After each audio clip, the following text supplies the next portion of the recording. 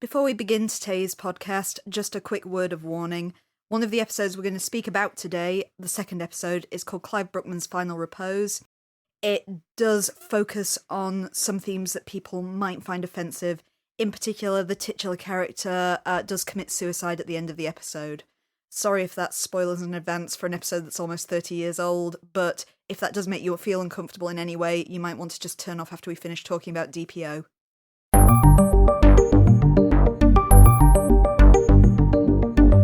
Hello and welcome to Things Are Getting Strange, an X-Files Rewatch podcast. I'm Nick. And I'm Kim. And we're bereft of news again. We are indeed. Although I think you said there was a amusing new photo op at the File Fest or something. Oh, there were a couple of good ones. This is File Fest, the event that's taking place later this year at the Mall of America. They have been advertising on Twitter that they've got some photo opportunities you can buy. One of them is called the Scullys, so you can have your photo taken with Margaret, Melissa, and Bill Jr. There's another one where you can have your photo taken with all of the writers, which is quite fun. And I think there's a kind of informants one where you can have your photo taken with Deep Throat, Mr. X, and Marita, if I remember right. The Scully one feels, though, almost embodying the Scully family psychiatric agency. Just need to shuffle Bill out the way and get Dana in there. Yeah. As I said previously, I totally want my photo taken with Mr. X. I'd be all over the informants one if I could go. Absolutely. So, first up this week, we have D.P.O, directed by Kim Manners, written by Howard Gordon, and broadcast on the 6th of October 1995.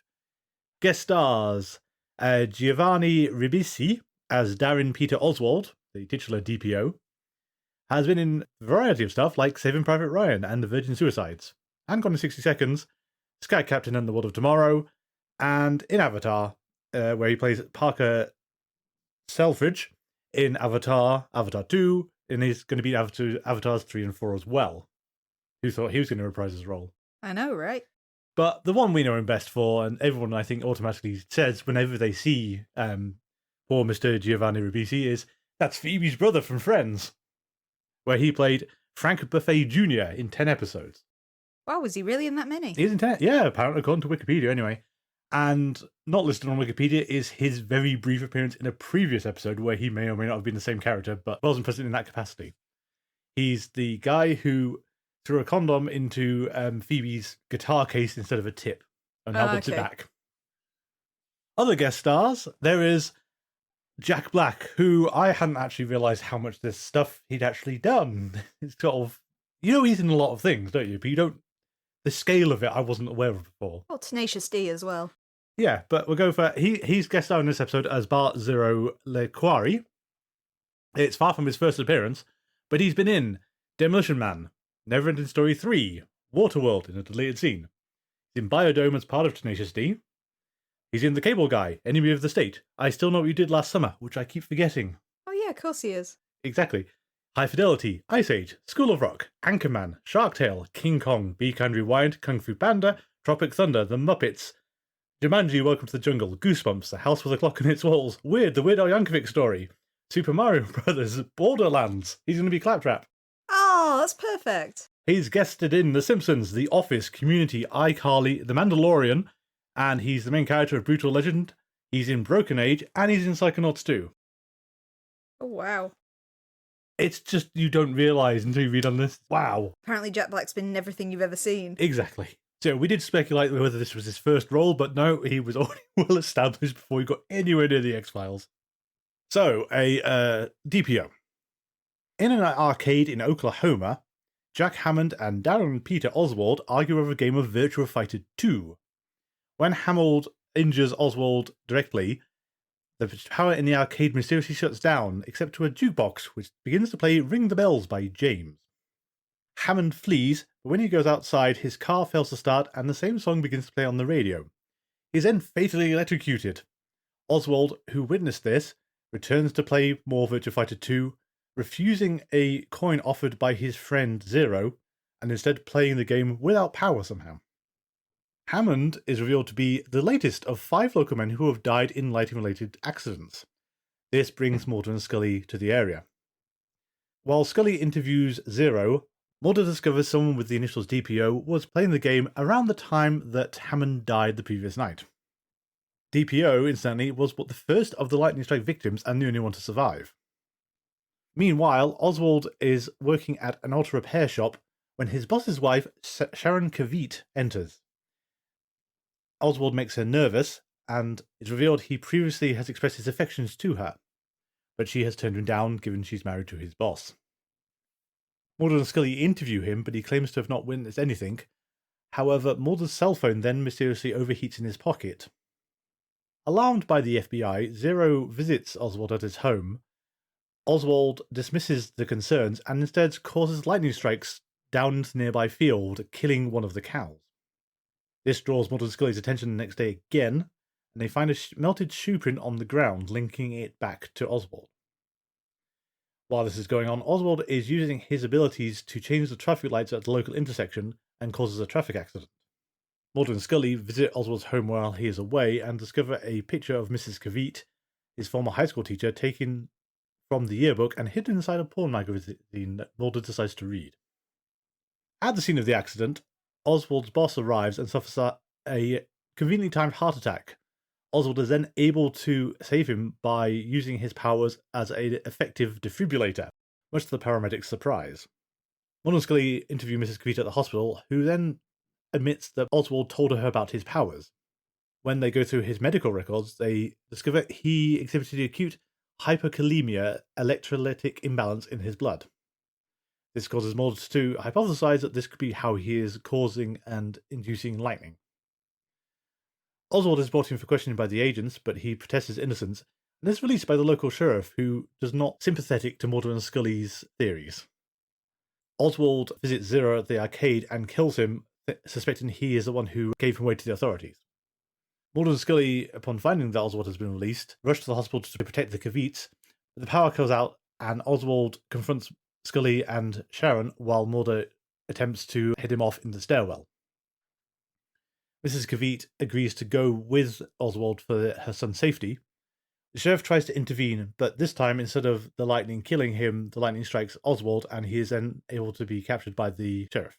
Oswald is then put into a psychiatric hospital, although the local district attorney has no idea how to prosecute him. As Mulder and Scully observe Oswald, he is still in possession of his powers and uses them to change the TV. Surprisingly good episode, this one. I thought it was excellent. I think it's a really well-written episode. It all kind of follows through in kind of like a police procedural sort of way. Yes, I mean, I think one of the most notable bits, and I think not too while watching the episode, was the correct use of a defibrillator on screen for like one of the only times you'll ever see it. I was so happy. Do you want to explain the problem here? Yeah, usually when you think of a defibrillator in particularly non-medical dramas, because they usually do get it right in medical ones, you think of people in hospitals saying, "He's flatlined, quick, charge the defibrillator." A defibrillator can't actually work if a heart has stopped. The clues in its name is basically it needs to be able to find an irregular heartbeat, and it applies an electrical charge, because electrical charges in the body are what make your heart beat anyway, to try and shock it back into a normal fibrillation or a rhythm. So in this one, they mention the fact he's got a weak irregular pulse, get the defibrillator, which is absolutely right, because by the time he's flatlined, all they could do would be chest compressions and cardiac massages. They wouldn't be able to use the device. Unfortunately for them, Darin's drained all the power from the defibrillator and does so therefore with his own hands, because he saw it on Rescue 911. It's a great moment. You've got to wonder, did you actually know what voltage you're meant to be using, Darin? That feels risky to me. The voltage for them, for the record, because a co-worker asked me this the other day as I look after our work defibrillator, is it's not powerful enough that it would hurt an adult person if you got zapped by it. It would probably make you feel really unwell. So it's not the ridiculous charge that in the back of your head you would imagine these things having. It's just enough to kickstart this heart, so I imagine you could miscalculate that very, very easily if you weren't using just a normal device. So we'll have to give him some leeway there on actually managing to bring his boss back from the brink of a heart attack. That he caused. That he caused. Well, it's implied he caused it. It's very conveniently timed if he didn't cause it. You know, he can affect people's hearts as well, because the first victim, they mentioned that his heart looked like it was cooked in his chest. True, although that seemed to be just electrocution. It's kind of weird how some of the attacks are really flashy and some of them are actually really low-key. Like, the one at the start is really unclear what's going on at first. Yeah, they mentioned the fact that there's no contact wounds for the electricity, though, so it's not that he's struck by lightning. No. He has basically microwaved his heart. But then he completely zaps that cow. And Zero. And Zero. Poor Zero. The electric effects, actually, I was reading up on because I didn't realise that that's not CGI. That is an entirely practical effect. It's done with a kind of underground generator and mirrors, and largely the actor playing D.P.O. standing on a platform so he's not in any real danger that's kind of cut out by camera angles. Oh, okay. But they said the fact that that lightning would strike the earth with enough power to singe grass, so all the actors had to wear, like, flame-retardant materials over their clothes so as not to risk being set alight by it, I guess. Wow. It feels very dangerous, but some good 90s nostalgia in this episode, though, given the arcade appears to be an actual real arcade, or at least there's enough weird detail in it that it hasn't been put together. Like, you can hear Sonic 2 playing in the background inexplicably. And the fact it keeps lingering on that Virtua Fighter 2 machine. Yeah, I mean, admittedly, I never went to check, but I'm going to be a bit suspicious that any arcade machine records the times you got the score. I've got to admit, I don't know. I think usually it's just initials and score number, really, but it's a good clue to get to the next part of the episode, otherwise they'd be kind of stuck. It's a believable clue because it does mean that they have evidence that whoever this D.P.O. is was there at the time of the murder. Yeah, I think we also said this episode is actually weirdly procedural, isn't it? They do follow a neat string of clues to get to him. It struck me in particular when they went to his room and found the photo of Mrs. Caveat and then realised from the writing on the back that it was from a yearbook and found the yearbook. Yeah. It's just a shame that Mulder then goes, oh, his electrolyte imbalance gives him control over lightning. Because everyone with hypokalemia, I'm sure, can control lightning. I do kind of like how there's nothing profound about why he can do it. He apparently was struck by lightning with this condition, and that's just given him lightning powers. The genesis for this episode, this time it should be noted, was just a 2-word phrase pinned to Chris Carter's board. Is from season 1, he had this kind of idea board with just little 2-word ideas put into it. The one for this episode is Lightning Boy. In terms of character development, it's interesting that Scully is sliding more into like Mulder's way of thinking, given the sheriff plays the Scully role in this episode, really, with the whole, what are you two FBI agents doing? Get out of here, you're just talking nonsense the entire time. Yeah, kind of mean of Mulder not, like, having her back at that start as well when he's talking down to her. Yeah, she does actually comment on it as well, and it's a case of, no, but you really could step in and help with this. You don't need to abandon her to his grilling. She does get the sick burn at the end of the episode when it all comes back round, smelling of Scully. But I think you found as well that there were deleted scenes set at the Lightning Observatory. They keep name checking every 2 scenes. yeah, that's actually in the middle grade novel for this one. This one, again, has a novel aimed at younger readers. The novel's called Voltage. It's an Eaton Royce one, which is Neil Shusterman's pen name. And so, as we noted with the last Neil Shusterman one, it's actually really well written and worth a read. There is the most notable difference in this one is there is an entire chapter that is set at, I forget what they actually called it in the episode, but it was a Lightning Research Institute nearby. It's a bit of a superfluous chapter, though, is essentially Mulder goes there, they tell him kind of about how wonderful lightning is, but just illustrate the fact that regardless of what the sheriff says with his "we make lightning," is they don't, they're just a research institute that are kind of looking into it because there's an inordinate amount of lightning in that area. Presumably even before D.P.O. started calling it down from the heavens. There's some nice little humour bits as well, though, because I kind of like when Zero meets up with him and he's sort of saying, oh no, not the cows again, not the cows again. Poor cow. That poor cow. A real cow, you found out. Yeah. That was, I have so much trivia for this episode. This one's been a trivia goldmine in my research.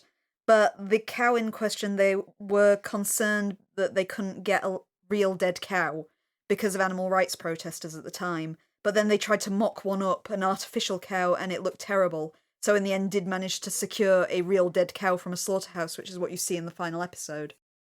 Just feels kind of weird, doesn't it? We couldn't get a good enough fake cow, so we got a real one. A real dead cow. You want my other little random bit of trivia that I'm not sure where else I'll fit in right now? Go on then. The sheriff's name, Sheriff Teller, is named for Penn and Teller. Ah, okay, I can see that. Because Penn Jillette in particular did want to guest star on The X-Files, but they could never make the schedules work. Bit of a shame. He would be the right kind of person for it, I think. Yeah.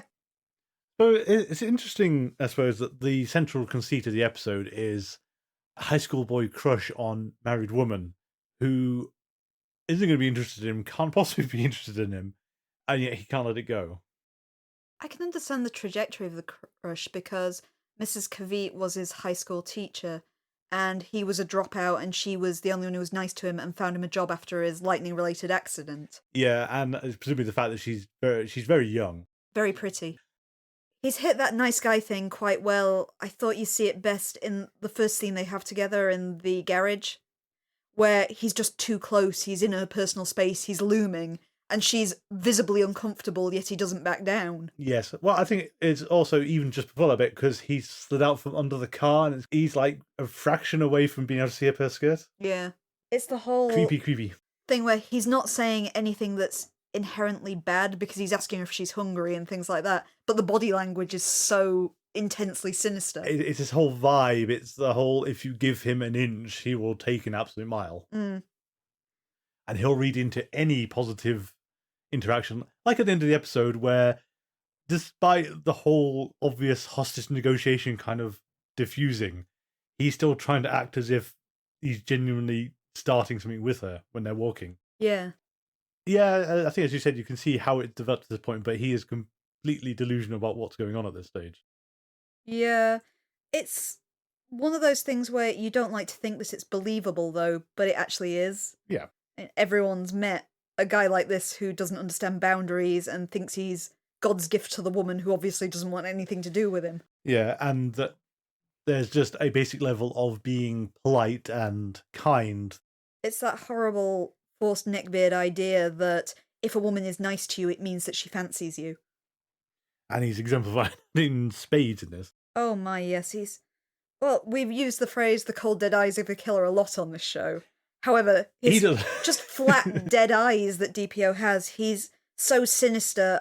Without reading the young adult novel, you've got really no idea what's going on behind those eyes either. And he gets more and more violent and erratic as he kind of goes through the plot. It's what you call a Ring of Gyges story. Yes. He's got the ultimate power and no one can really stop him. Yeah, the idea of the Ring of Gyges is you have a ring that can make you invisible. There's no way in hell you're going to use it for good things. Because as altruistic as your motives for this ring will be at first, you'll realise you can get away with everything and therefore you'll get more and more corrupt. Which is what his lightning power is. Once he's got away with killing 4 people, there's no stopping him. No. As much as Zero is kind of tacitly involved with all this, there seems to be a level where he gets weirded out by it, basically. He's fine with Darin killing jerks like the pizza delivery guy at the start. But, causing random traffic at the intersection is sort of, and cows, is sort of a stage too far for him. There's a line in the young adult novel, which I really should have bookmarked, that I think captures what's going wrong with Darin quite nicely. And because it's an internal monologue, it's not in the actual episode. It's when he's thinking to himself while he's changing the traffic lights at the intersection. And he kind of rationalizes to himself that he would only use his power on people who are nasty and bullies and deserving. But then he starts to rationalise, well, actually, no one in this town has ever been nice to me. They're all these nasty bullies. And I think there you get his rationale there of how he's kind of justified to himself he's above this and he can kill anyone he wants to. Yeah. I think as well, though, we need to have some words about Mulder's proclivities, as it were. At least it's come up a few times now, and it seems to be a running thing with Mulder, is porn, of all things. Because he gets into Darin's bedroom. First, Scully goes to look in his cupboard for the shoes. Mulder's first action, pick up the porn magazine. It's just as well he did, because they got a clue from it, but really, Mulder? Mulder's supposed to be a great criminal psychologist as well. Yeah. But I mean, as much as it's utterly gross how it was used, this is the Excelsis Day thing they had at the start of whatever tape you found on that machine this morning is not mine. I put it in the drawer with all the other tapes that aren't yours. The idea that he's even watching pornography in his office. Yes. What is this aspect to Mulder's character and why is it here? Did we really need this? I think it's kind of interesting making Mulder not even slightly incredibly gross like this, is that the counterpart usually in these procedurals is he would be the hot, sexy ladies' man. Yeah. Your Castle sort of character that the women are throwing themselves at. And he, in real life, he is, but in the universe of the X-Files, he absolutely isn't. I mean, the porn thing's actually kind of weird because Mulder comes off as extremely asexual. The only woman he's exhibited a real attraction to was Boobfoot. Phoebe Green. And he's Green. had that Okay, Phoebe previous, Green. very steamy relationship with Phoebe Green. True, okay. But the only newer person he expressed a appreciation of was Rupert, because he was waxing lyrical about her. You know, at the very least, that Mulder is straight, but Yeah. he just doesn't really seem to be into dating and women, where Scully does go on dates. And No. Scully's been on a date. Let's not exaggerate. Scully's been on a date, but at least from that, she dates. True. And she was going to have a boyfriend. He just got unceremoniously cut out and has never been mentioned. Well, at the same time, though, they were planning on keeping Phoebe Green around as a kind of love interest, but fans hated her so venomously, she got unceremoniously axed after fire as well. Do we know if people hated Melissa or did they just not see a future for her? I think that's just where the writing went, as far as I can tell. It was this idea that they put this character in that could be a romantic interest for Mulder and then change their minds. We should have done it last week, but Melissa's kind of a weird, different kind of fridging, because she basically was killed for Scully's character development rather than Mulder's. Would you like to explain women in refrigerators? I could explain that. So women in refrigerators refers to Green Lantern, and specifically the comics, where Kyle Rayner returned home one day to find whichever villain was appropriately against him at that point in time had killed his girlfriend and shoved her in the refrigerator. This inspiring Kyle to go on to establish more character in his revenge scheme. The term was coined, interestingly enough, by Gail Simone, writer of many recent comics, including Wonder Woman, and has become shorthand ever since in terms of fridging for the death or incapacitation of women to facilitate a man's narrative structure. No, sorry, narrative growth. It's basically the idea that the woman's death serves as the bad thing to inspire the man to become a better person. Yeah, so it's not necessarily death, it's just that's the major example, but any debilitating thing, anything depowering, is particularly great area some people seem to trip over.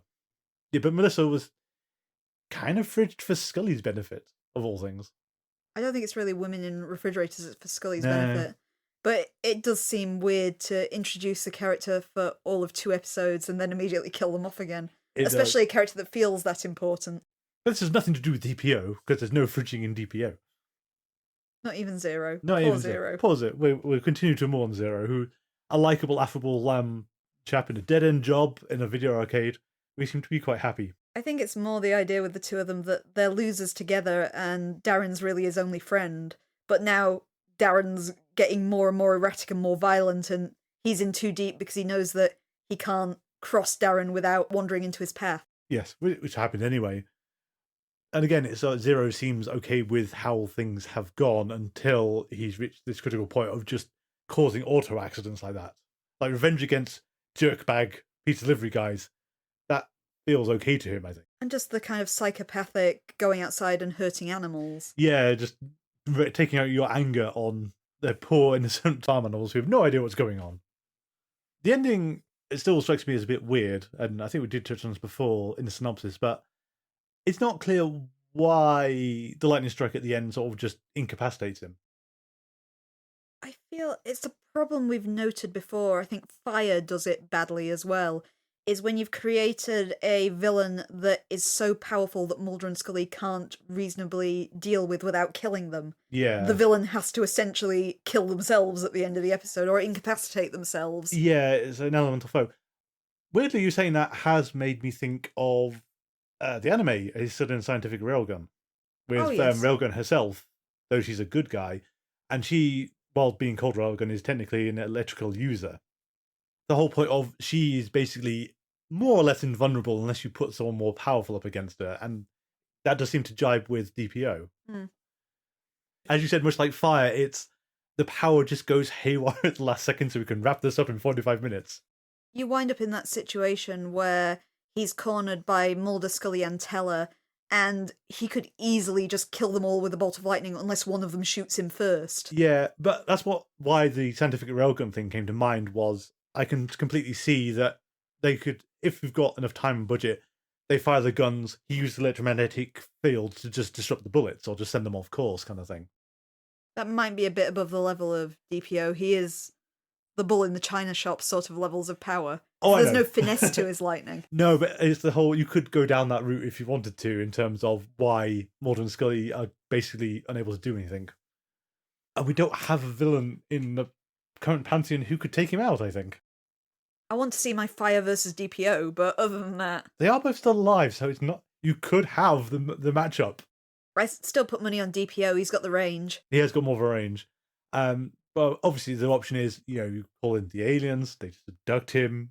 Oh, unless it's inside. If he's inside, can he call the lightning in the same way, or would fire have the edge then? I'd like to say it's... It always strikes down. It would always have to strike down from the heavens. Presumably he could do it indoors, but you've got the problem of there's structure between the two of you, so you could damage the structure, but you couldn't possibly get down to where you are. Or you'd need a breakable window or a chimney or anything else that lightning could do weird stuff with. A convenient field, that kind of thing. A shower. A shower. Yeah, electrocute them in the shower. But no, that's a great point. I forgot his name from Fire. Oh, Cecil L'Ively. Cecil L'Ively is still alive, and D.P.O is still alive. We could actually have a crossover episode. Other than episodes that deal with ghosts and things, the X-Files does seem to tend to keep its villains alive, even if it's an ending sting like The Host, where you see it's not actually dead. Indeed. And we'll have to sort of note here, while we are speculating about wild things like this, we know full well that Cecil L'Ively is in only one episode of The X-Files, D.P.O is only in one episode of The X-Files, and while Host makes it into the comics, that didn't exactly go well. Bit of a shame of IMDb is that you can easily tell if a character's coming back. Though we didn't think about this when Season 3 was broadcast. No one thought, hey, fire versus lightning. But it would have worked. Do we have anything else for this episode? I am also going to play your role here and do a little bit of nitpicking. As much as I applaud this episode for showing how defibrillators work correctly, is the blast glass, the fulgurite. Oh yeah, sorry, I forgot about that. That was completely wrong, is it? Because those things are fragile as anything. Yeah, it is a real thing. They find it at the site where Darin kills the cow in this episode. But essentially, it's when lightning strikes the earth, it can create this amazing mineral called fulgurite, which creates these beautiful kind of lightning-shaped, but very, very fragile glass sculptures just by fusing the sand. Yeah, getting them out of the ground is astonishingly difficult, isn't it? Yeah, because they are just so delicate and forked and fragile. However, they managed to not only dig out with their bare hands a hunk of fulgurite in this episode, but they also note the fact that it has a military boot print fused into it, and they managed to analyse this, and they managed to pull antifreeze, I think it is, out of the treads of this boot print, which is so detailed that they can even see the size on the bottom of it. So I call foul on using fulgurite this way. And I don't know why that frustrates me more than the idea of a potassium deficiency can give you electric powers. No, it's a fair point. I'd completely forgotten about the fulgurite. I will just caveat onto the end of our talk of fire versus electric that actually you don't see it in the episode because I was looking. The middle grade novel, so I presume an earlier script, did show that his powers worked a little differently. Okay. It was the bit in the field with the cows was him charging up. So he was struck by lightning repeatedly, and then it mentioned the fact that, he was kind of taking in this energy. So you do see him a couple of times releasing that energy in random places in the novel. The biggest one being that when he has the hostage standoff with Scully and Mrs. Cavite, when he leaves with Mrs. Cavite, he fuses the locks on the doors behind him as he goes so Scully can't follow him. That feels an important detail to have missed off. In the episode, you just kind of see that he leaves using Miss Cavite kind of as a shield between him and Scully so she can't really do anything. It just thought it was kind of an interesting it's irrelevant, we're not really talking about the novels, but it's sometimes curious to see how these early scripts that they make the novels from must have worked. Yeah, the additional detail. Or, I mean, it depends. Sometimes they are earlier drafts, I think, and sometimes presumably they could just be the author has taken a bit of leeway to expand out on things that the episode skimped on. Yeah, explain why Scully didn't immediately come after him the second he was out the door and things like that. Because, I'm thinking about it, why didn't she? There is quite a delay before Scully comes down. It's not even to the level of Scully does not see, because she still sees everything in this episode. Yeah, skepticism's not really doing much for you at this point, is it, Scully? It just gives Mrs. Cavite time to make her own escape and Mulder to find her outside. So another thing I've been holding off talking about is 20th Century Fox's marketing of the X-Files back in the 90s. Okay. So when Anasazi came out, there was basically, we got it like 6 months after America, I think, or 6 months to like a year. So basically season 3 was about to start This is before it had gone out on Sky or anything. So what 20th Century Fox did was they took Anasazi, Blessing Way, and Paperclip and edited them into a film. Really bluntly, they just chopped the cold opens off and rearranged it slightly. And that makes the start of Paperclip always a bit weird, because I remember it resolves the cliffhanger immediately and doesn't have the stuff with the White Buffalo first, which is kind of a weird thing. The whole point of this exercise, though, was to basically say, by this videotape, you can see the conclusion of Anasazi before it goes out on broadcast in the UK. Okay. Which sounded great to us, so people rushed out and bought the tape, hoping to see, because cliffhanger Anasazi, you want to know how it resolves, and if you want to know what we thought of how it resolves, we're pointing to last week's episode where we were less than satisfied. But Paperclip is much better. Paperclip's good. Paperclip's good. I bring this up here because watching that videotape gave you an interesting view of the X-Files, which I don't think it's had since the pilot episode of, okay, we're going to go full bore into the conspiracy now. We've set everything up. The conspiracy surrounding us is to try to destroy our lives once we fought back. This is going to be the way going forward. And what's episode 3 of the X-Files? D.P.O. No conspiracy talk. Oh, actually, I think there's one mention of it, but otherwise, yeah, this has nothing to do with the aliens. Interestingly, I've got another bit of random trivia. I think I know which one you say, but go on. Originally, Frank Spotnitz wanted to have mentions to the last 2 conspiracy episodes throughout D.P.O. However, Chris Carter nixed it because he said he wanted to keep the mythology and the Monster of the Week separate. It's weird, isn't it? Because again, I think these days we're very used to season-wide story arcs, aren't we? We're used to ongoing plot lines. The X-Files is an artifact of where this was a unique thing. Like you had Babylon 5, Deep Space Nine got into it after a while, and Voyager took up the kind of mantle. You even had to the level of Buffy where you might have a completely standalone episode, but then there'd be an ending sting that ties into a wider story arc. Yeah, and that's closer to how we're used to things these days. It's looking back on it, the chop and change of the series is really weird, because the X-Files is kind of thought of as having an overarching story, but it doesn't. It has bits and pieces sprinkled through the seasons. And then they basically switch on for the conspiracy and then switch off again. And you might get the odd mention to it, but otherwise, nope, we're going to do monsters all this week. Aliens? No idea what those are. But anyway, 20th Century Fox did this same trick a few other times, and for some of the episodes we've already discussed, they mashed Dwayne Barry's Ascension and One Breath together. They cut out 3, which I thought was weird, because you could put like the one sliver of 3 where Mulder put Scully's badge in the X-Files, kind of pretentious, into the episode, but no, they didn't do that. They did it for Colony and Endgame, as you might imagine. They're going to do it for a load of episodes coming up. And for season 5, there's a particular bugbear in the final episode of season 5, because they did it to that as well. But we'll get to that later. But if we've got nothing else, we should, I don't know, let's buy a newspaper. I'm thinking the Midnight Inquisitor. How about you? I'm thinking the Midnight Inquisitor sounds the way to go for this. Or, as we know it, it is time for Clyde Bruckman's Final Repose. Directed by David Nutter, written by Darren Morgan, and broadcast on the 13th of October 1995. Guest starring Peter Boyle as Clyde Bruckman, who was in Young Frankenstein as the monster. Was he really? He really was. Sorry, I should say Young Frankenstein as the monster. Sadly, he was also in Species 2. Everyone forgets this exists. Yeah, I must admit I've put that in the dead zone. And Species 3. Yeah, that's also in the dead zone. We also have Stuart Chano, who plays the killer, but oddly, in some listings, he's the killer, and in some, he's the puppet. So I'm not sure what's happening there. It makes sense. Clyde Bruckman does call him a puppet. It does, but in most things he's referred to as the killer, but I've found one place where he's called the puppet. He's also been in Friday the 13th Part 2 as Ted. He survives. He survives. He doesn't leave the pub and survives. It's very important. And he's not a guest star so much as he's going to have one other appearance, but we have to mention him here. Yap Broker as the stupendous Yappy. Now, he will show up in one more episode, and we're looking forward to that one too. But his weird claim to fame is this is Mulder's stand-in. So basically, he's someone who's hanging around on set, looked a bit like Mulder, and got given this role. There's a kind of twisted logic to it, but anyway, would you like to give us a synopsis for Clyde Bruckman's Final Repose?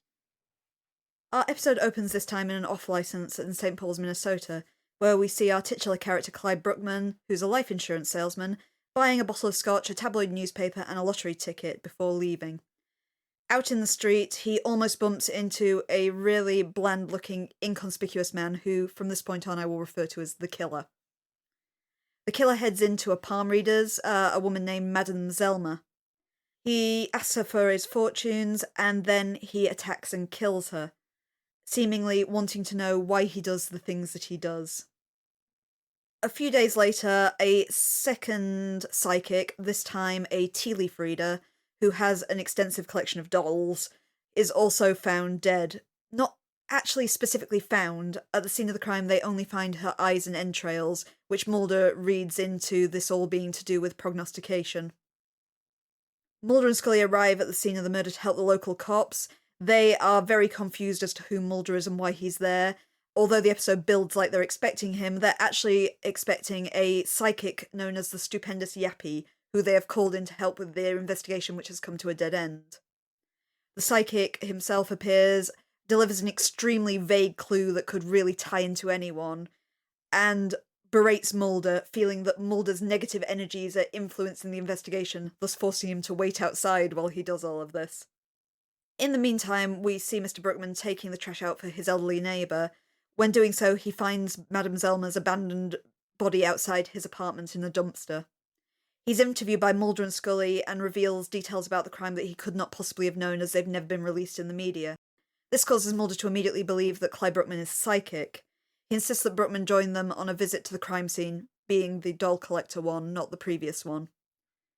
Bruckman struggles a little, seeing the bloody evidence of the crime that makes him physically ill. However, he does give them information about seeking out a fat little Nazi stormtrooper near a lake. Bizarrely, this information does lead them to finding the body, though Scully is still sceptical that Mulder could have just drawn inference of this from anywhere. Mulder tests Bruckman's ability to see the future by having him handle various objects to see what they tell him.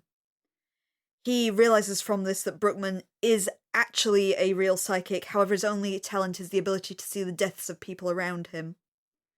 Scully arrives to meet with them. She brings with her a keychain which bears the insignia of an investment company. This is a company that uses astrology to make financial predictions. They found it on the doll collector's body, and the same keychain was found in the possession of 2 other dead fortune tellers. Bruckman knows that the firm is owned by a man called Claude Dukenfield. This is not a psychic revelation. He actually, by coincidence, sold the man an insurance policy only recently. He tells Mulder and Scully that they will not be able to talk to Dukenfield because he knows that he's been murdered. Mulder and Scully head to a wooded area where Bruckman tells them that they will find Dukenfield's body. As they wander the woods, Bruckman explains how he gained his ability through not the reasons you may expect. It was all following the death of Buddy Holly and the Big Bopper in a plane crash. Bruckman explains the fact that he became so obsessed with, in particular, the fact that the Big Bopper was only on that plane crash due to the toss of a coin, that this caused him to slowly be able to see the circumstances of everyone's death. Bruckman proves unable to pinpoint the exact spot where the body is. However, when they return to the parked car, they do spot it sticking out from the wet mud underneath their back tyres. On Dukenfield's body, they find traces of silk fibres, which were also found on the previous victims. They are later analysed and to be found from lace, specifically Chantilly lace, as the Big Bopper song would say. Bruckman returns home. He's received a note from the killer saying he's going to die when they first meet, and tells him to say hi to the FBI agents. The killer apparently is also psychic. The postmark is dated before Bruckman even joined the murder investigation. Bruckman describes Mulder's death to him as the killer himself sees it. He gets his throat slit by the killer after stepping in a pie while following him through a kitchen. However, Bruckman tells Mulder he's not able to see what happens next. Meanwhile, the killer consults another psychic, this time a tarot card reader, who says that the killer seeks answers from a man with special wisdom, and his confusion will soon abruptly end, with the arrival of a woman. The woman is a blonde, a brunette, or possibly a redhead. There is one card left unturned, and the killer says it's not meant for him, but is for the card reader himself. When he turns it over, it is, of course, the death. As it's clear that the killer knows where Bruckman lives, the agents bring him to a hotel where they take turns guarding him. Scully does not believe in Bruckman's power, but the two develop a fast friendship. Scully does eventually ask Bruckman if he can see how she will die. He replies that he can see their end, that they will end up together in bed and it will be a special moment that neither of them can forget. This, of course, makes Scully very sceptical as she sees that Bruckman is hitting on her. Scully finally does ask him to be honest with her and tell her. Bruckman replies, "You don't." A detective takes over as Bruckman's guard for Mulder and Scully when they are called to investigate the tarot card reader's murder. As they leave, they bump into the bellhop who's delivering food to Bruckman's room. We see as the audience that the bellhop is the killer. He enters the room while the detective is busy in the bathroom. He's absolutely delighted to discover that Bruckman has been brought to where he works, because what are the chances of that? He's about to kill Bruckman when Bruckman tells him that this isn't the point where he does this. The detective re-enters, and the killer instead turns and kills him. Meanwhile, Scully finds the same silk fibre on the tarot reader's body. She realises that it must be the bellhop, realising it's the lace that's on his tray, and therefore deduces that he is the killer. Mulder and Scully rush back to the hotel. Mulder chases the killer to the basement kitchen, and the scene plays out exactly as Bruckman foresaw it earlier. However, when the killer attacks Mulder, Scully arrives in the nick of time and shoots him. The agents are unable to find Bruckman at his hotel, and they return to his apartment. The first thing they find is his suicide note on the door, which also leaves Scully a small dog. The neighbour in the room earlier that we saw him interacting with has died in the night, and her dog has been eating the remains. Though Bruckman does inform Scully it's a nice dog and not to hold him responsible for things that it could not have helped. As they enter Bruckman's room, they see that he has committed suicide. He has a plastic bag tied around his head and he's holding a bottle of pills. Scully sits on Bruckman's bed and holds his hand, deeply moved, thus fulfilling the prediction of them ending up in bed together. Later that night, Scully is sat watching TV with her new dog. She sees a commercial for the stupendous Yappy, and it causes her to reach for her phone, only to throw it at the screen. Thank you. So, I remember a day in 1996, must have been 1996 or 1995, where one of my friends who had access to Sky was taping the X-Files episodes off of it and lent them up to me, which was very nice of him. And he said something I thought at the time was really misguided, stupid, and unbelievable. He said, some good episodes coming up. The best episode of the X-Files is one about two rival fortune tellers. I said, that's nonsense. Not about aliens. Can't be true. Until I sat down and watched Clyde Bruckman's Final Repose. It's really and truly possibly the best episode far. It's just fantastically written. Yes, and on rewatching it, it's much darker than I remember it being as a teenager. It's still very funny, but whoa, it's heavy. Apparently, Darin Morgan actually originally wrote it as a serious episode. It's because of some of the feedback we said at the time to Humbug. Although Humbug is a very beloved episode now, it did turn the X-Files formula on its head, and Morgan was kind of worried about having done this and wanted to write a straight episode. But it wound up being so dark and so severe, in part influenced both by Morgan's own depression and his depressive father, who Bruckman is based on, that he wound up putting a lot of dark humour in the episode just to lighten the tone so it wouldn't be dour. The jokes are really good. I mean, it's hard to ignore that a lot of them come at Mulder's expense again. It's like the very first gag being the build-up to, oh, I've been on cases with him before, and I was like, what do they say about the eyes? Oh, the windows to the soul. What did they hear about the entrails? Oh, ick.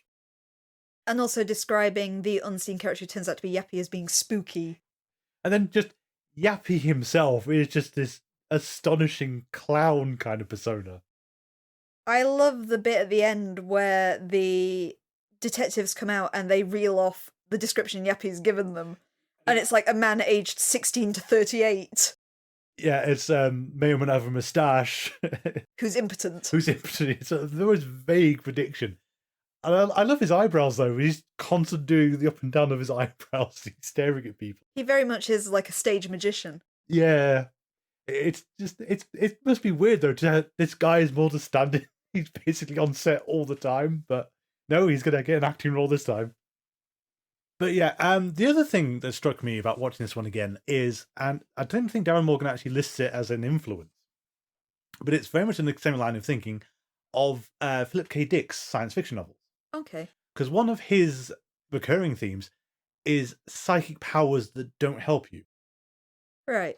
Which is very much like what Clyde Bruckman has, is he's got an ability does him no good whatsoever, but he's got it. So the most extreme example for Philip K. Dick is a novel called Ubik, where you have telepaths, pyrokinetics, psychokinetics, and all the rest of them. There's also the counter to each of those. So basically, you have an anti-psychic. Their whole ability is to block psychic people. Right. So absolutely 100% useless unless you're deployed against psychic. And that's very much in line, I think, of what Clyde Bruckman's wound up with. I think Dirk Gently is another example. In the second Dirk Gently novel, there's the psychiatric ward with all the people with the useless powers. Like the guy who's got yesterday's stock market prices. Yeah. And the guy who's reeling off everything Dustin Hoffman's saying in real time. But yeah, it's such a weird idea to have this power. And I just looked it up just before, and the whole Big Bopper thing is true, which just sounds so weird. Oh, the coin toss, yes. The coin toss, that's incredible.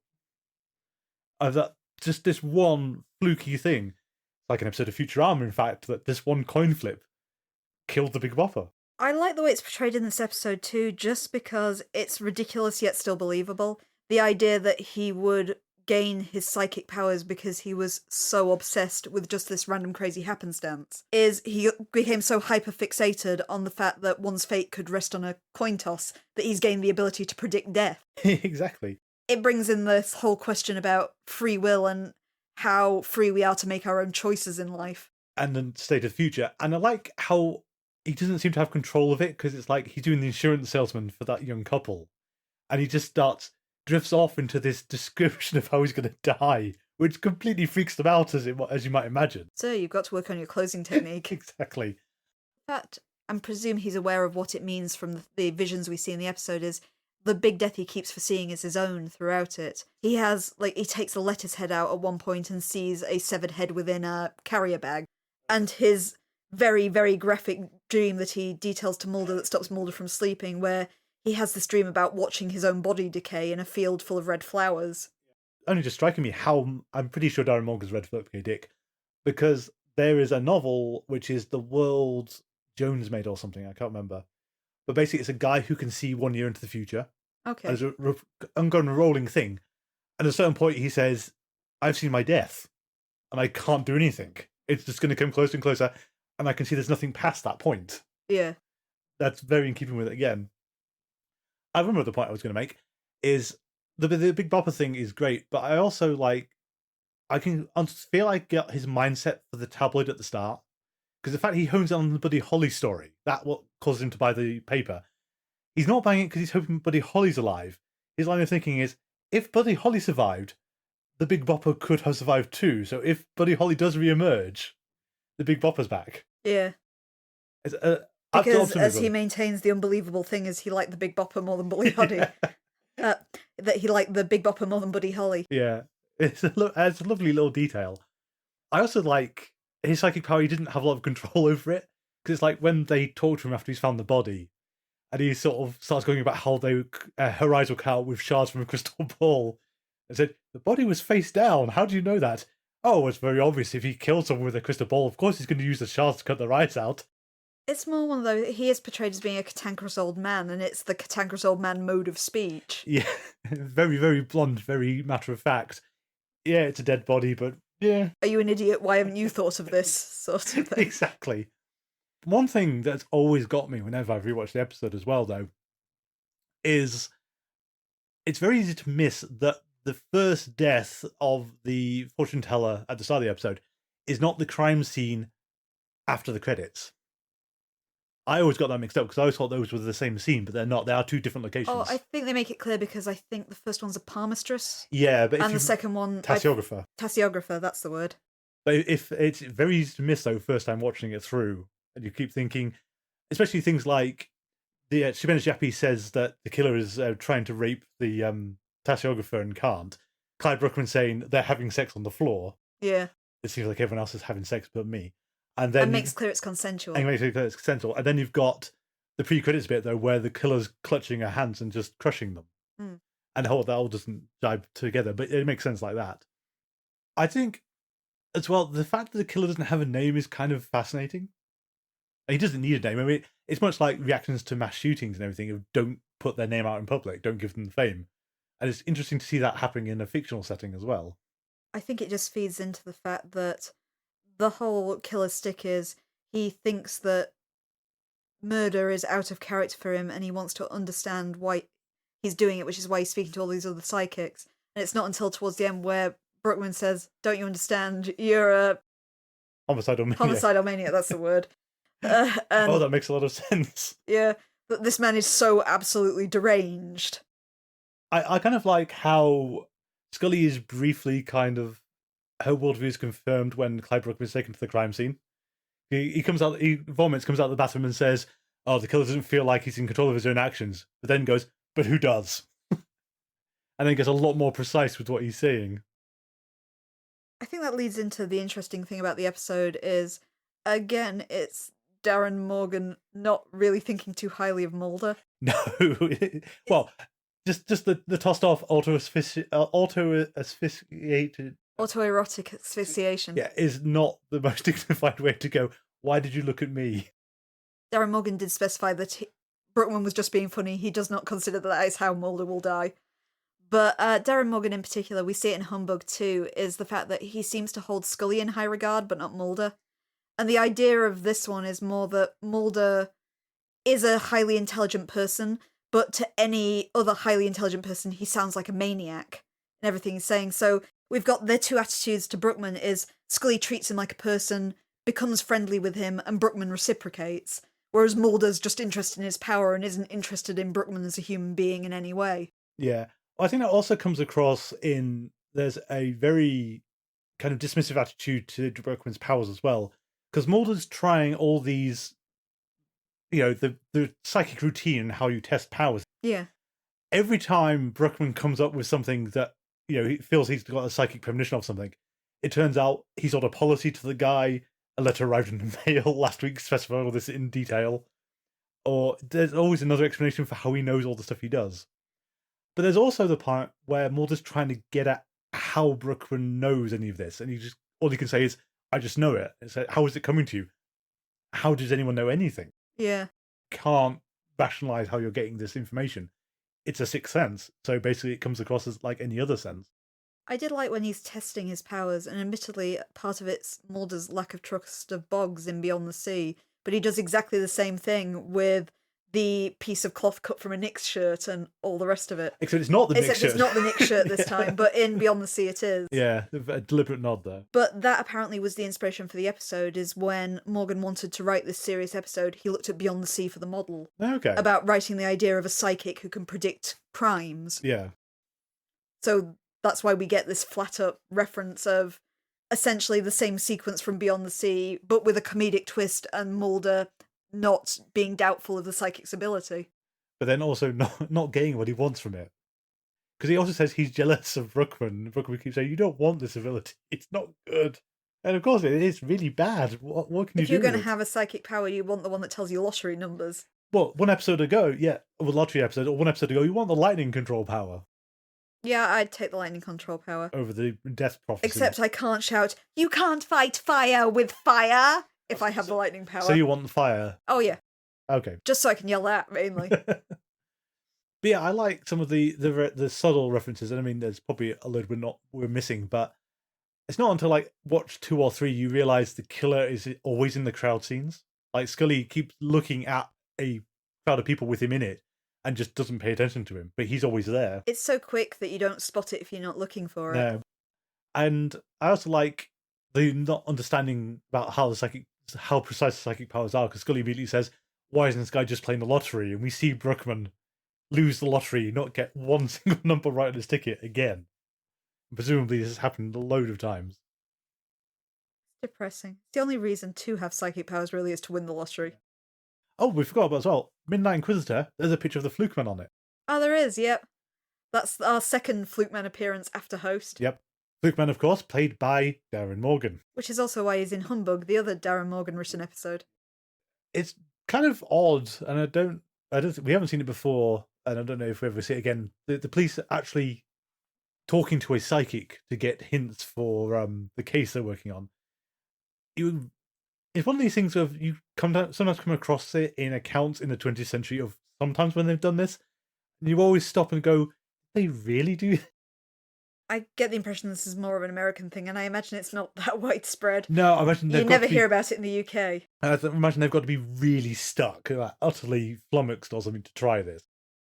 And the psychic's got to come up with some good stuff that does not mean that they actually killed the person in the first place. What are the chances of that, really? It's interesting the contrast between Yappy and Bruckman as well, though, because that's the contrast the episode really wants you to make, of Yappy's over-broadness versus Bruckman's precise vagueness. Because Yappy basically gives them the, because you've seen it a few times, gives them the profile of a serial killer, which is exactly the same one that Scully and Mulder keep churning out of the killer between that age range, Caucasian. Except it's a lot broader than Scully's typical ones. This is literally any white adult male would fall into this category largely. He might have a tattoo, and that tattoo might have a mustache, but that might not be true either. And then the body we found in the body of water, and Bruckman comes in and says, you'll find them in this lake next to this little white Nazi stormtrooper. It's the specificness of the lake, but as Scully points out as well, is if it's a like propane tank that looks like the little Nazi stormtrooper, that if that was not there, you'd find something else that, you know, was a simulacra that would look like that. Yeah. Again, it's the whole, he's extraordinarily sympathetic and very much on Scully's side in all these interactions. Less so on Mulder, who is kind of a loose cannon.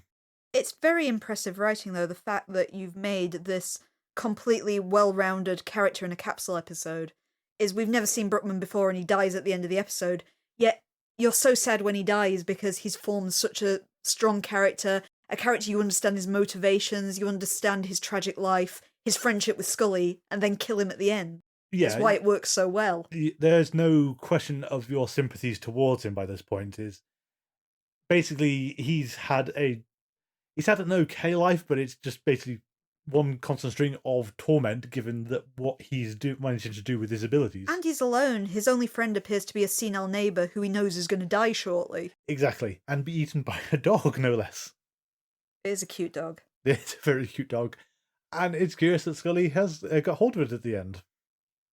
The dog will get a name, but we won't find that out yet. I'm not sure when we do find out the dog's name.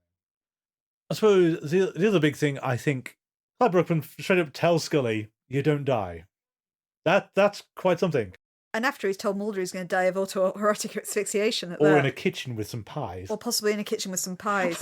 Just to aside banana cream pie. I love that the asides when he's sort of saying, what's happening? Banana cream, coconut cream. No, it's definitely... It's Mulder's sort of champing at the bit for the information, and he's hung up on flavours of pie. It's a good comedic moment. It is. But yeah, as you say, we discover that Scully's not going to die in this episode. Indeed. Or indeed possibly ever. Or possibly ever. Darin Morgan has actually said that this is meant to just be Clyde Bruckman being polite. He doesn't want to tell her how she dies. He doesn't want to tell her how she dies. However, no one who watched this episode took that for a second. Everyone believed him absolutely down the wire. Scully's not going to die. None of us ever believed she's going to die, which sort of took some of the tension out of later X-Files episodes, because it's a case of, if Scully's in peril, she'll be fine. We've got this episode in season 3 that says she'll be fine. Death isn't the only bad thing that can happen to a character, though. It's very true. It's a nice moment, just a thing, and I think, contrary to what Darin Morgan might have intended for it, how it was directed and how Peter Boyle played it, is you don't doubt it. It doesn't feel like he's sparing her feelings. It feels like he's admitting a secret to her. So you absolutely believe what he's saying. It's because it comes after a touching scene, and a scene that's even more touching when you know how Bruckman dies at the end of the episode, where it doesn't come across as just a bit of crass flirting. Yeah. But it's such a sweet and heartfelt scene that ends with the way he smiles when he says, "Oh, you don't." Bruckman doesn't actually lie at all over the course of the episode, which also leads into the fact of he's not lying now. Yeah, we don't believe that this isn't true, which is a very curious thing. We do know that he's seen Mulder's death. Autoerotic asphyxiation. Well, whether true or not, but... Based on what you said about Mulder and his pornography and D.P.O, I can totally buy it now. Exactly. But an interesting thing the episode doesn't really dwell on is that, yeah, Bruckman knows how Mulder's going to die. We can take from this. Even if he's joking about the asphyxiation And he was wrong about the pie because he wasn't actually seeing Mulder's death, he was seeing the killer's. Though that one is a bit skeezy. It's iffy. I'm going on the basis of we don't know exactly how Bruckman's power works, and if he's seeing through the eyes of the killer somehow believes he is going to kill Mulder, and we don't know how fate works in this setting. Yeah, I was going to say, the only way I can make it make sense, because, it's kind of a cheat, is it's got to be, this is the killer's imagining, so he's seeing, basically it's up to a certain point, he's imagining what's going to happen, and that's the point that Bruckman's seeing. He's not seeing what the killer's seeing, he's seeing what the killer's thinking. Is the only way I can make sense of it. Or you go on the basis of, there is an exchange early on that I quite like, where Scully says, if the future is written, why bother doing anything? And Bruckman just says, now you're catching on. But we don't know that the future is written. Just because Bruckman's observed that this has come through a number of times, it's the all buckets hold water argument of until you've examined every bucket, you don't know that they all do. Do you have much else for this episode? No, I think we've kind of covered it off quite nicely in this episode, actually. Barring just some of the humour, because it is laugh a minute. Bizarrely, for the darkness of the episode, is it's so funny. One of my favourite scenes that we haven't hit upon is the detective, who's deeply concerned about the fact that he'll die of lung cancer, and when Bruckman confirms that he isn't, he immediately goes off to have a cigarette, at which point the killer kills him. Yeah. A lot of it is Peter Boyle just deadpanning his way through all of it. Some of these ridiculous lines like the autoerotic asphyxiation or what are you laughing about? Not laughing, I'm wincing. I quite like his reaction. I think you touched upon it earlier, where he's just looking at the table and talking about how the killer had sex with the victim, and it's it seems like everybody's having it except me. Yeah. It's just wonderfully, it's hard to get across, given how it's actually a really dark story and it has a very, very sad ending, how funny the episode is on a whole. I think it's that the post-credits bit is just the detectives. And they're doing normal detective stuff, but there's a weird flippant air to everything. Like the comment about the eyeballs and the entrails. And, we've worked with this guy before. He said he was really spooky. It's interesting because you can tell it's written by Darren Morgan the same as Humbug is, but the humour is totally different to Humbug, because Humbug's so bright and lively and over the top, and this is so serious in comparison. But then you've got the stupendous Yappy, who's just flamboyant as anything. And a lot of that just kind of slapstick humour to it, the very fast-talking, very witty humour. Yeah. He actually puts me in mind of, weirdly enough, Without a Clue, which was a Michael Caine, Ben Kingsley film.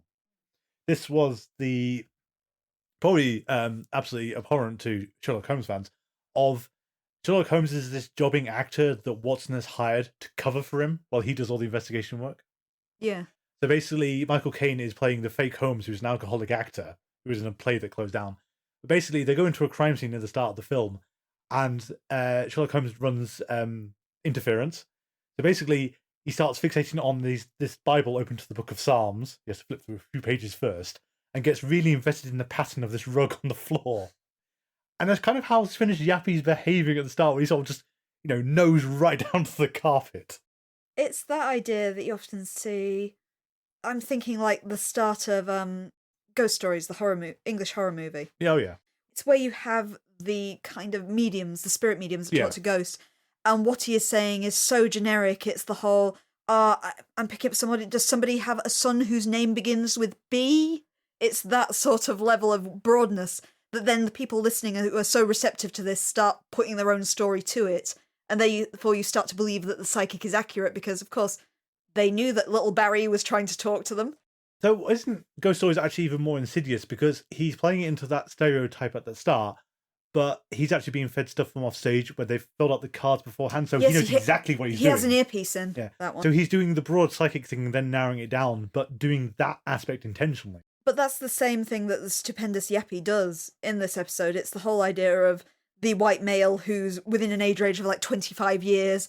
Male might not have facial hair or have a tattoo that has facial hair. You make the thing that's so broad that when you find the killer and you realise, hey, 3 of those 48 things he said match this killer. He knew. Which is a comment Mulder makes, I think, when we got about negative energy. And it's so hilarious, though. He's sort of saying, someone has given off negative energy. The camera goes to Scully first and then drifts over to Mulder. because you think you know how the gag's going and then you get out. Yeah. What? But I believe in psychic phenomena. Oh, you're giving off negative energy. And then Scully says, oh, I can't take you anywhere. It is wonderful. There's some bluntness to some of the clues, like the tarot cards with, which basically is a picture of the bellhop on them. Yeah. And of course, the flipping over the death last, Yeah. because we all know that the death card doesn't mean that, but it has to be the death. But it's really funny, though. It's a case of, oh, this isn't my card, it's yours. But yeah, to bring it back around to the original comment, is I was told this was the best episode of The X-Files, and I didn't believe before going in. Afterwards, very much convinced. Certainly to date, admittedly, we're only at the start of season 3, but I am going to put that out now there. This has been my favourite episode so far. I think it's perfect. I don't have a fault to pick at it. No, I think, I can't think of many things.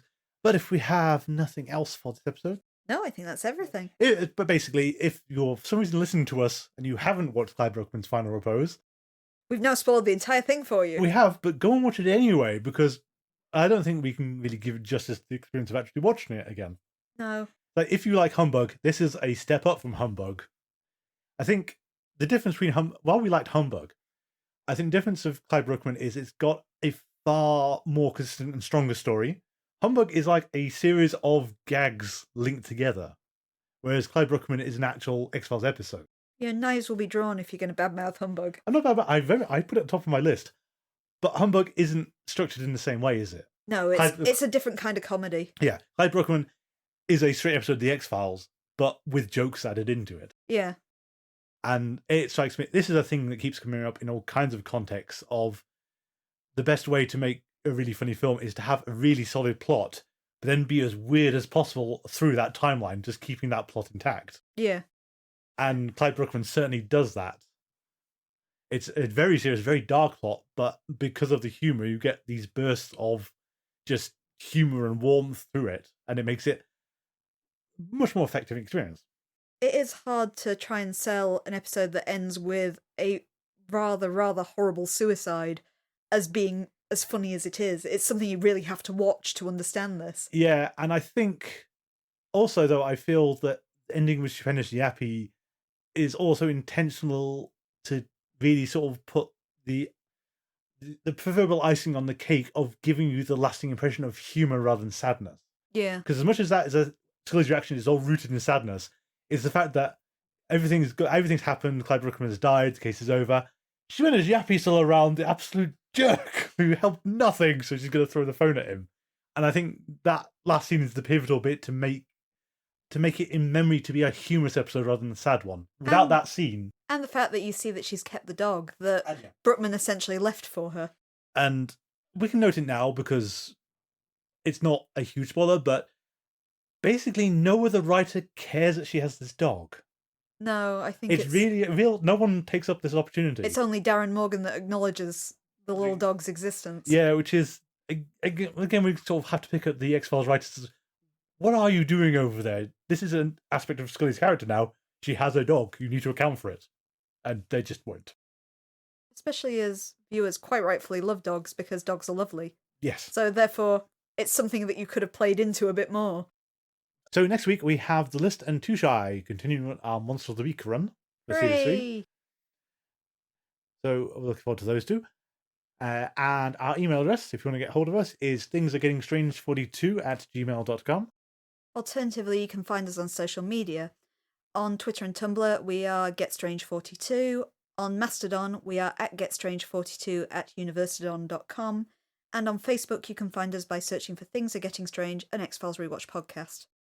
If you'd like to help us keep the lights on, we have a Patreon at patreon.com/thingsaregettingstrange. And we will, at some point, get around to making some more involved projects involving the X-Files video games, the comics, and the novels. Particularly for the video game, we're going to try and do it as a Let's Play, as we try and remember how that game works. Been many years since I played the PSX one. We're also planning on looking at some of the other extended media, so you're looking at the adult novels rather than the young adult ones I've been reading, so the likes of Whirlwind, Ruins, Antibodies, those sort of ones. There's the short stories, and there's the season 10 and 11 comics in particular. Thank you all for listening. And until next week, the other method of getting in touch with us, please call us on 1-900-555 Yeah. Yeah.